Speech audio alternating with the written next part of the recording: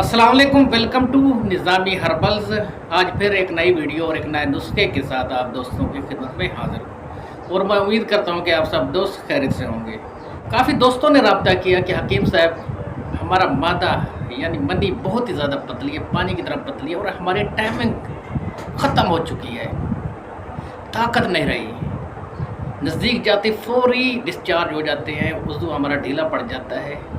कोई ऐसा नुस्खा अनायत करें, कोई ऐसा नुस्खा बता दें जिससे हमारी ताकत बढ़े, मर्दाना ताकत में इजाफा हो, मादा गाढ़ा हो, टाइमिंग बढ़े।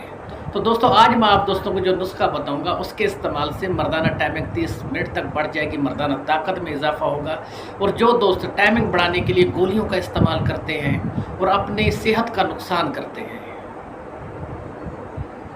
अगर वो ये नुस्खा इस्तेमाल करेंगे तो उनकी ताकत टाइमिंग बढ़ेगी। तो दोस्तों मर्दाना टाइमिंग बढ़ाने के लिए जो नुस्खा होना चाहिए वो मुगल्लिज़ भी हो, मुसक्कन भी हो, मिमसिक भी हो।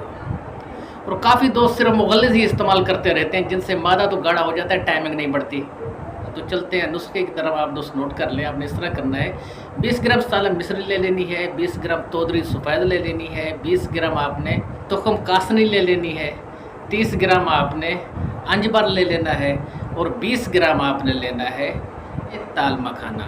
इन तमाम अज़्ज़ा को बारीक कर लें, पीस लें और इसमें आपने शामिल कर लेना है तकरीबन 50 ग्राम मिस्री पीस कर। और ये आपका नुस्खा तैयार हो चुका है। इस्तेमाल का तरीका बहुत ही आसान है, सुबह शाम एक एक चम्मच, खाना खाने से 1 घंटे के बाद दूध के साथ लें। इस नुस्खे का इस्तेमाल मादा गाढ़ा करेगा। जिन दोस्तों की मनी पतली हो चुकी है, इसके इस्तेमाल से मनी गाढ़ी होगी, टाइमिंग बढ़ेगी, मर्दाना ताकत में इजाफा होगा। अगर वज़ू में कोई ढीलापन की शिकायत है वो भी दूर होगी। अब मैं आप दोस्तों से इजाज़त चाहता हूँ, वस्सलाम।